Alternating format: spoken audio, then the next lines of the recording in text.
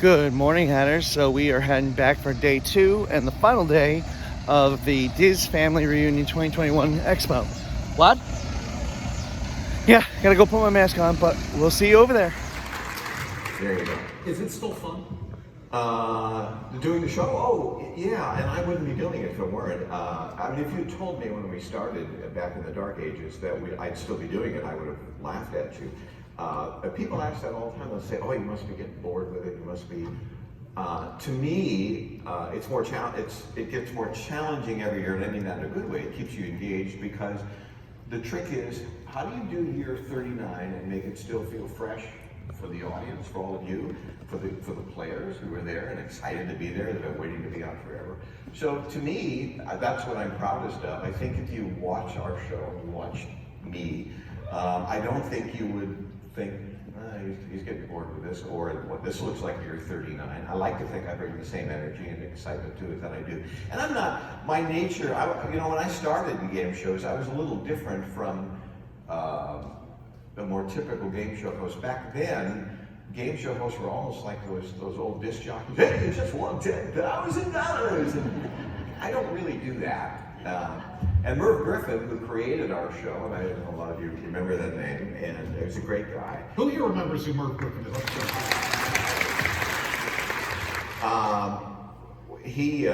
So when he asked me, the show had been on in daytime on NBC with a man named Chuck Woolery for about 7 years, and Chuck left, and they needed another host. And I was doing the local weather in Los Angeles at the time, and Merv was a fan of mine. I mean, when you work in LA, you're kind of auditioning every day because producers are at home in their underwear watching the news like everybody else. And Merv wanted me to do it, and he called me, and I never saw myself as a game show host. And I said, Merv, I'm really flattered, but I can't do the $12,000. I can't do that. He said, no, I like the way you do it.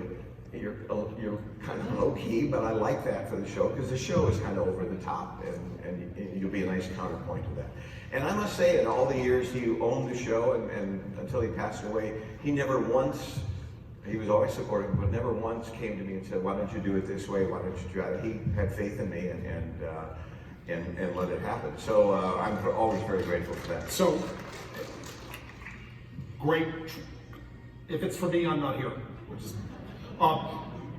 couple trivia things, one for you and one for them. How many people here know that Merv Griffin wrote the theme to Jeopardy? How many people knew that?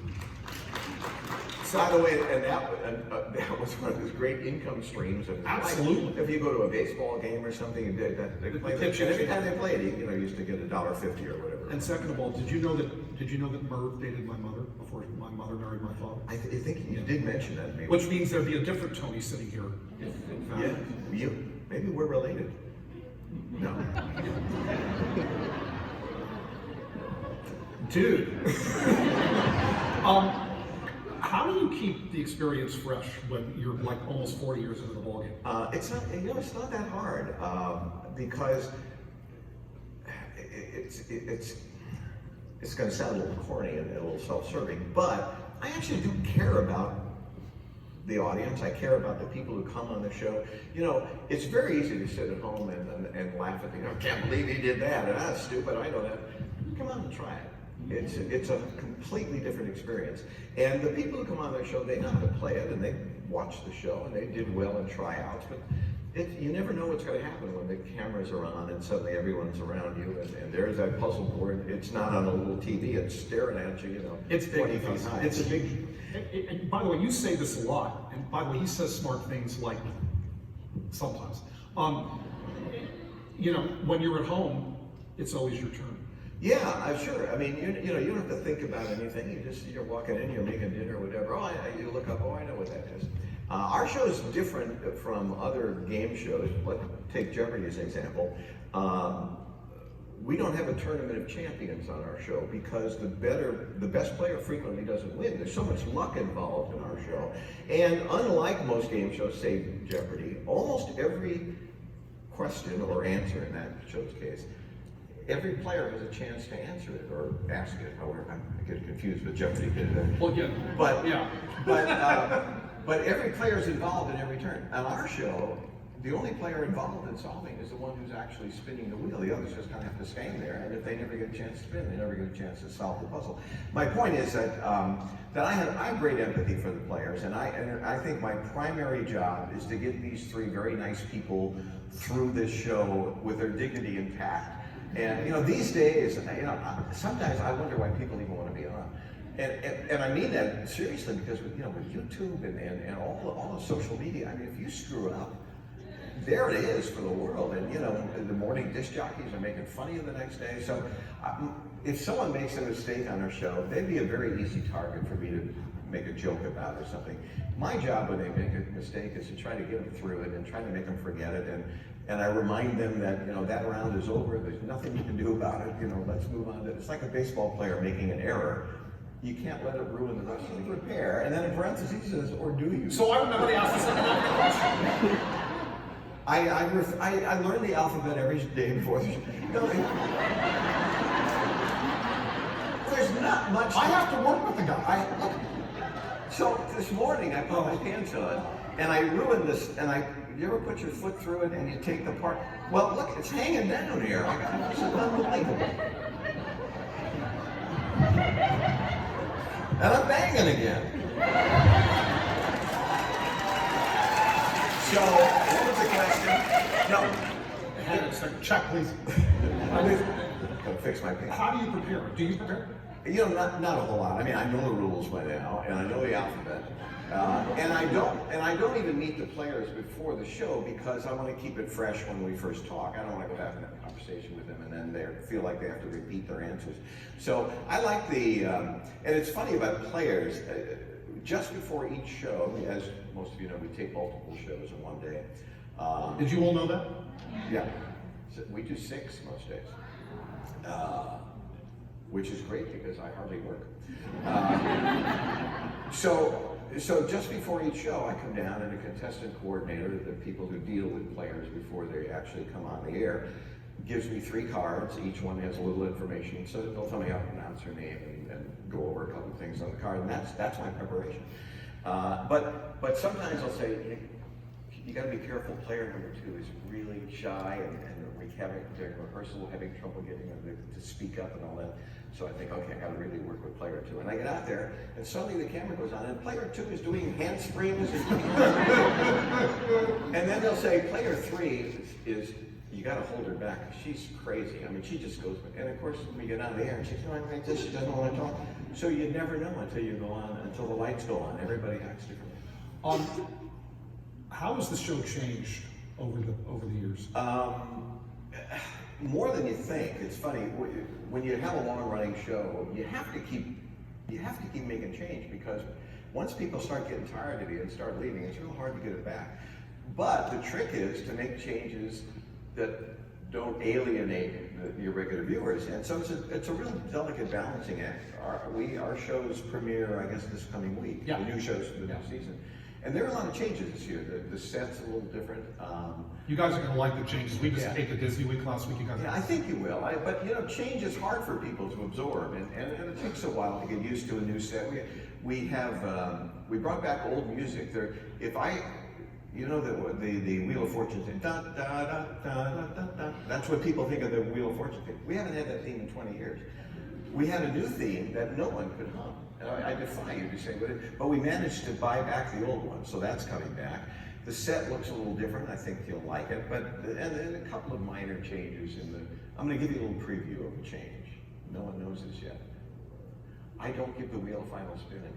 Which I think is one thing. It's so cool. I saw it when we taped last week. Yeah, and I've always hated the final spin because I'm the host. I shouldn't be insinuating myself in the game, and sometimes what I land on affects who's going to win and who's going to lose. I've always hated it. We've always looked for a way around it, and the solution was so simple.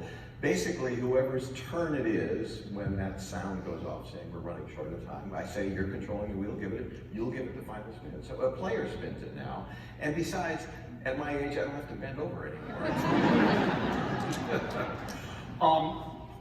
Let's talk about the family a little bit because there's a next generation Sajak who we were talking about it before. You know, I've had the privilege to watch become an extraordinary young woman This is part of the show now. We have Leslie and I. Leslie's in here somewhere. Mrs. St. Jack is here somewhere, I believe. I don't want to embarrass her because she's too beautiful.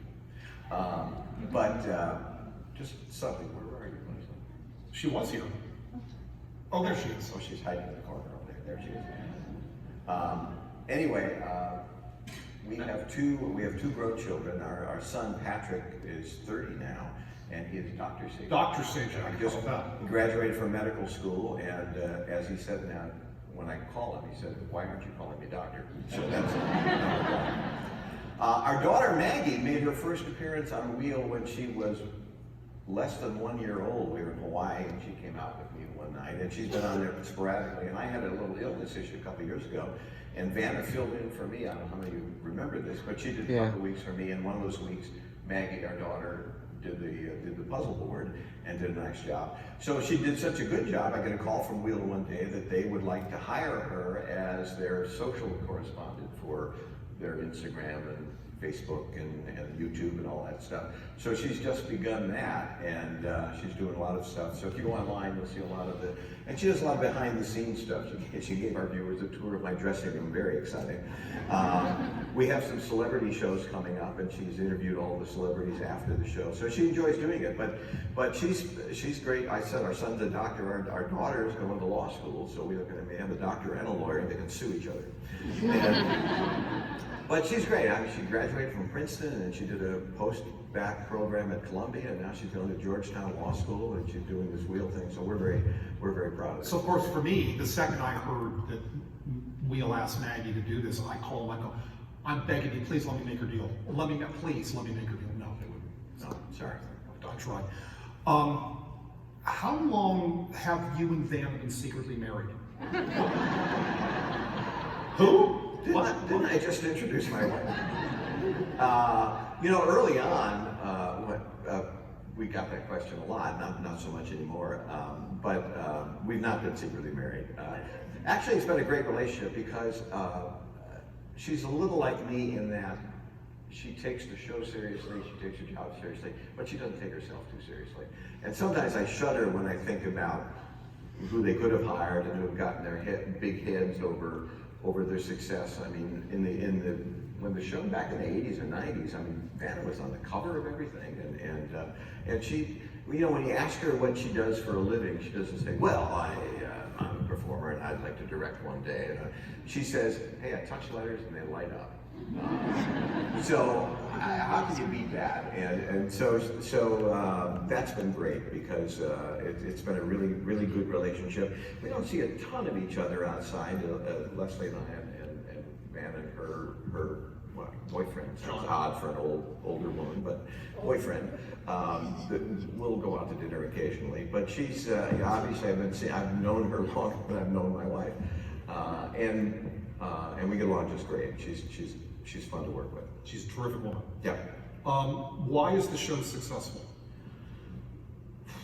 If I could tell you that, I'd be out creating other shows, and that would be. And nobody knows for sure. It's a very strange thing. I mean, it's a good, solid game. I get that, but we're playing hangman out there, which is honestly, right? That's it. I mean, why this is translated into 40 years of success, it's very hard to tell. But I do know this. That somewhere along the line we became more than a successful television show. We became a part of people's lives, a part of the popular culture. Even if you don't watch our show every day, and most people don't watch it every day, they think they do, but they'll watch it once a week, twice a week, whatever. I liken it to the sunset. You may not go out and look at it every day, but you know it's there, and that's kind of comforting to people. And we're sort of a throwback show. Television, entertainment in general has gotten pretty dark and pretty mean and pretty nasty. And I'm not putting down, some of these shows are real good, these dramas that are on Netflix and all that, but they're really dark. And we're not, we're sort of a refuge from that. And it's a show that you can sit your family around the television set, nobody gets embarrassed, nobody gets voted off, nobody gets humiliated. And I think people like it. Talk about when things go wrong on the show. Well, they do occasionally. You know, we're a pretty well-oiled machine. We're talking about doing 6 shows, as we often do, and you think, wow, what a long day. But honestly, we start about noon, and by 6 o'clock, 6 hours later, we've done 6 shows. And lunch. And lunch in there. Because our people know what they're doing. I mean, they technically it runs, it's as I say, a well-oiled machine, but still things go wrong. Technically, a letter will burn out or a light will go or something, and then sometimes our players will get us in a little bit of a bind, or we mishear a letter, a sol, and we have to go back and fix it. So it happens from time to time, but not all that often. We're pretty smooth. You've been there for. Yes, I mean it usually is very quick. What bothers you most about the job? Boy, that's a tough one. Barbara Walters. Yeah, thank you very much. If you were a tree, what kind of tree would you be? Not a whole lot. I was talking about the players earlier and how much I care about them and want them to do well. Probably 5 times a season. This is just between us, okay? 5 times a season, there's a player on that I want to strangle. Not enough to kill them, but maybe to have them lose consciousness. Honey, this is my warm side. And I'll tell you what kind of player that is. And I don't mean a player who makes mistakes, because it happens to all of us. If I were up there, I'd be screwing up too. But every now and then you get someone who is there for the wrong reason.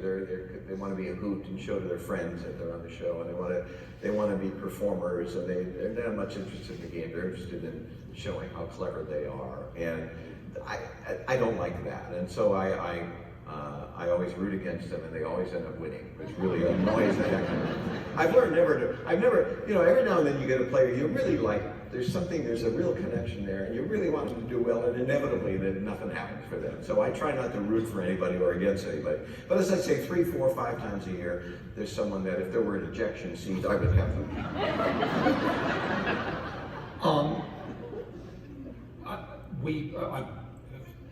All kidding aside, a privilege. We get to spend a lot of time together, and you do get recognized quite a lot. And I did ask your permission for you to tell this story, because it is my favorite story about you in public. I think it was a ball game? It was a national sport. Yeah. So my son is a big baseball fan, as am I. Baseball and hockey are the family sports. And by the way, Florida's had some. I mean, you got the Lightning, and you got the Bucks, and you got the Rays, who are amazing. I love the Rays. What a great success story they have. Anyway, we digress. So we're at a Washington Nationals game, and my son and I are there. And we're sitting about 5, 6 rows up from the visitors' dugout, and we'll watch the game. And the game ends, and I said to him, let's hang around for a little while and let the crowd thin out, and we'll go. So we're standing there, and when you've been in this business for a while, you learn, you peripherally, you can see when someone's approaching you. Ooh, your mic went out, I think. You're gonna do a song. I've heard him saying, "Trust me, you don't want to do something." So I said, let's wait a minute for the crowd. And as I say, you can tell them. And there was this group of 4 or 5 young girls approaching, and I'm happy to do anything they like. So we're talking, and they come over and said, would you mind taking a picture? And I said, of course not. So they go, but normally when you say that, they would get right next to you, and then they'd ask someone else to take the picture. Instead, they moved a couple of rows ahead of me toward the field and looking up at me, and I thought, I'm too old, I'm not gonna crawl over the seats, you guys get up here. And so there's this awkward moment trying to figure the whole thing out. My son leaned over and said, Dad, they want you to take their picture. That's what. No idea. Just when you think you're a big deal. I apologize, I know I look like Jerry Springer, but with the microphone. They may have turned it off for a reason, I'm not sure. But, so, you've done some acting. You've done a couple of plays. I think one's on the books for next summer again. Yeah, I have. I have a dear friend who lives out in Hawaii. I was in Vietnam for a couple of years, and in the Army, and I made a good friend back then, and he continued, 50 years later, he's still a close friend. He's a newscaster out in Hawaii. And years ago we said, and he's an actor, and he writes plays and everything, and we bemoaned the fact that we never had a chance to work together. He said, well, let's do a play together. So some years ago, almost 20 now, we did Odd Couple together. And since then, every 2 or 3 years, I go over there, and we've done it in other cities, but usually I go to Hawaii, because first of all, if you stink in Hawaii, who cares? And I love doing it. It's a fun exercise. Actually, we're doing, next summer, we're doing Sunshine Boys. I'm old enough to do that now. And the best part is, I get to go to Hawaii to see it, so it's part of my job. Tony's been a loyal, well, so I've done, can I talk about?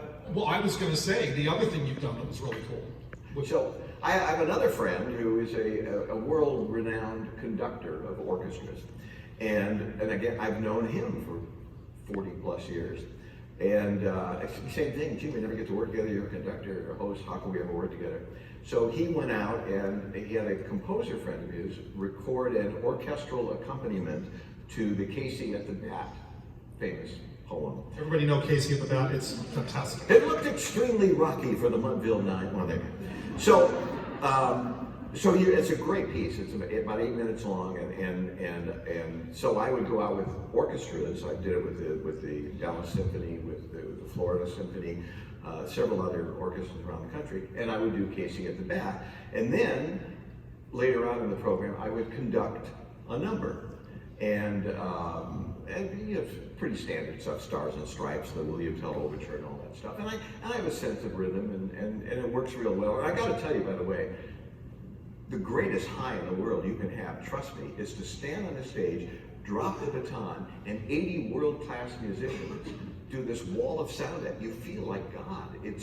And I understand why conductors are all megalomaniacs, because it's so anyway, we're doing a show one day in Southern California, and I'm at the Pacific Symphony, I guess. And same thing, I'm going to do this, and I'm going to conduct. And Martin Short, the comedian, was there doing a bit. He does a character called Jiminy Glick, who interviews celebrities.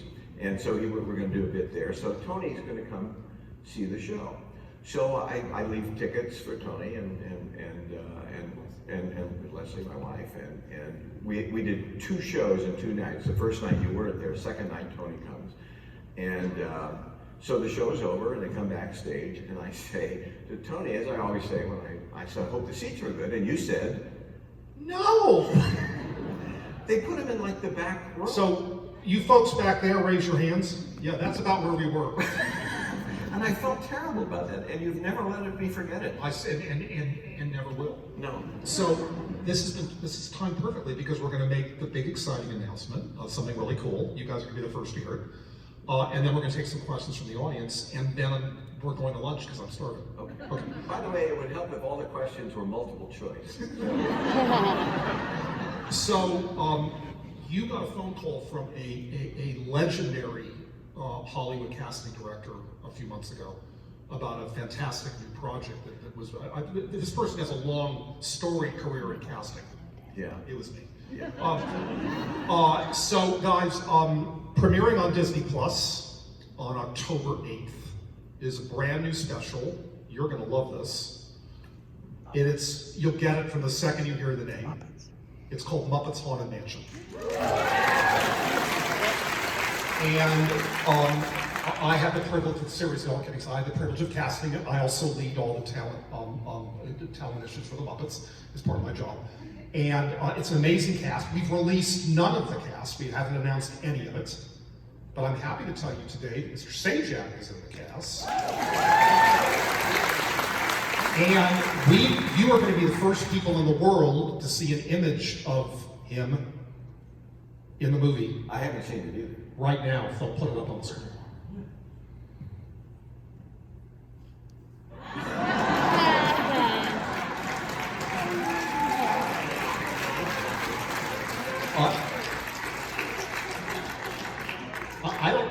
I don't know what to say. You look stone-faced to me. Thank you very much. I've been waiting for a month to say that. By the way, that's the extent of my performance. It's a very small but unpivotal role. So, guys, please make sure that you watch it on Disney Plus. I've seen the movie; it is terrific. It's got an all-star cast. You'll see on social media we're announcing the rest of the cast, but wanted you guys to have a first look. It was very fun. I used to write to Tony, sort of half joking. I said, "How come I haven't been in a Disney project? Why haven't I been in?" And I finally bugged him so much. He made me a bust. Can we answer some questions for you nice folks? Has anybody got something? I think we're going left to right. I really should. Hello, so I'm Megan. I'm from Long Island. I just moved to Orlando 2 years ago. For the final bonus round, why do you choose the letters R, S, T, L, N, E? We do that because they are statistically the most common letters in the alphabet. And when we first started doing the bonus round, years ago there wasn't even a bonus round. We started doing it, and people would choose letters. They would inevitably choose those letters. So it kind of got a little boring and repetitive. And also because everyone was choosing those letters, it would be easy for us to sort of rig the puzzle, favorably or unfavorably, by not including a lot of those or including a lot of those. So we decided just to give them those letters to start with, and then force them into picking something a little more exotic. Thank you. Joel Warren. How's everybody doing this morning? Pleasure to be here. I realize absolutely none of you have any idea who I am, except for you. Oh, hello. I'm an actor, writer, director here in Orlando, Walt Disney World, and Universal. And I had the pleasure in my career of coming across a very talented person who you do know, who is our special guest today. He is the Senior Creative Director for Universal Creative. Please welcome to the stage, Jason Sorrell.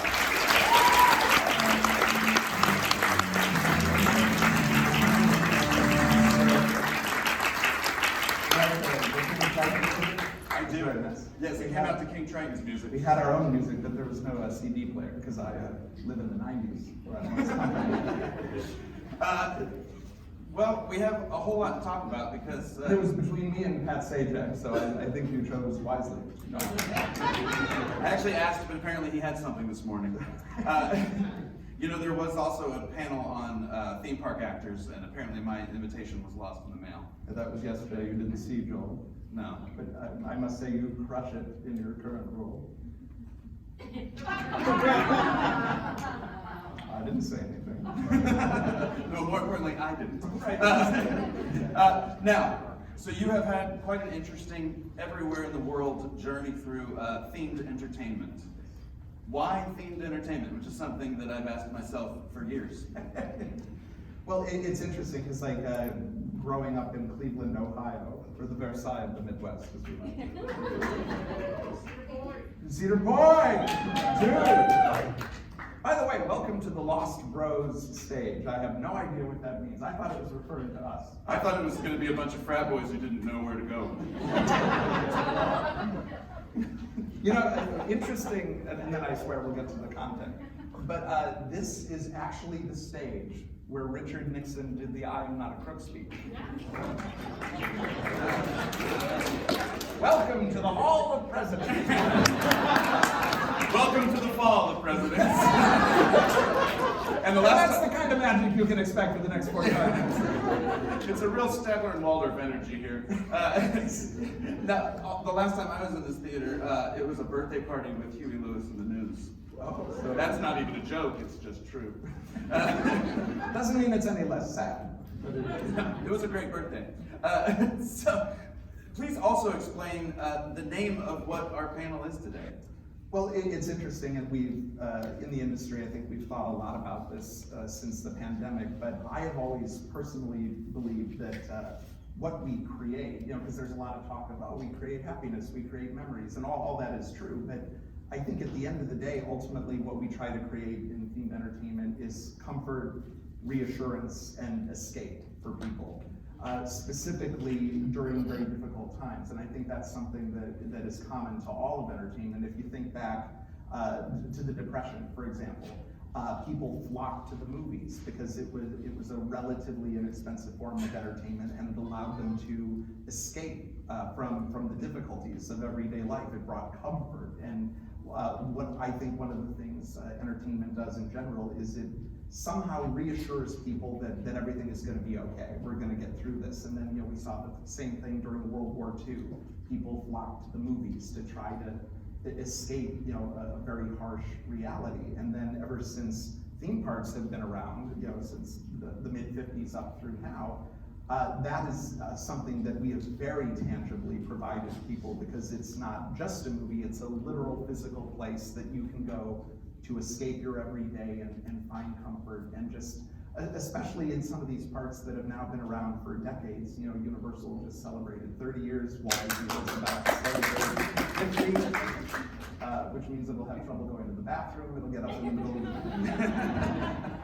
but these are physical places that you can quite literally escape to, and some of the familiarity that you experience, whether it's a favorite attraction, a favorite character that you're meeting, it reassures you, it's comforting, and it's a tangible reminder that everything is going to be okay.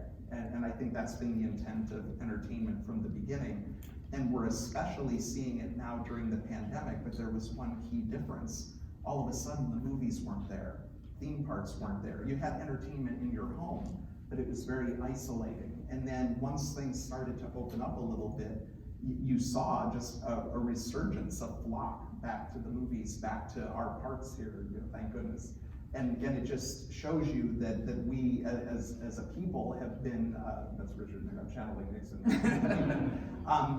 We're hungry for that, and we need that. And that's why I called the presentation what I did, because especially with what we're dealing with now, it's never been more true. And to answer your question 45 minutes later, thank you everybody, we're done. Ever since I was a little kid, I knew I wanted to be in entertainment in some capacity, and there was kind of the film and television dream, and then there was I didn't refer to it that way at the time, but the themed entertainment dream. I wanted to make rides and make theme parks, and I've been fortunate in my career to be able to do that. Yeah, and it's true, this is an industry that where you've ended up that is essentially about 50 years old. Yeah. So you wouldn't have known to want to do that. But yeah, it's like, and you hear filmmakers say the same thing. It's like growing up, you'll read a book or you'll watch a behind the scenes special or something of that nature and be like, oh, I didn't know that was a thing that you could do. And in my case, I wanted to make theme parks.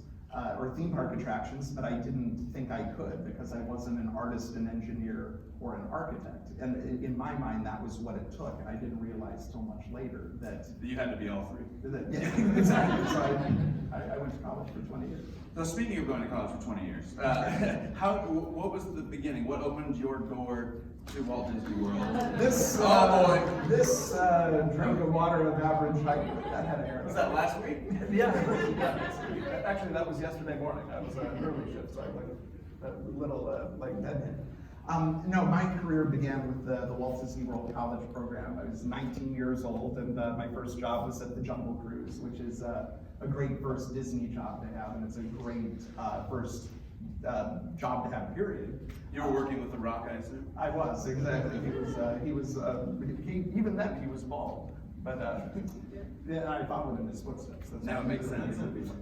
But it was a great first job to have, and that was what really set things off for me. It triggered a transfer from my college in Ohio down here to Florida, and because I really felt like I had found my niche, and I really bought into Disney's promote from within philosophy. So I thought, oh well, why not go to school and work at the same time to try to have a little shortcut. So maybe by the time I get out, I'll be that much further ahead. And as fate would have it, I was down here less than a month. I was 20 years old, and I was working at Epcot Entertainment in a role that shall remain nameless, because there may be children present. It was good friends. I have more questions now than I did.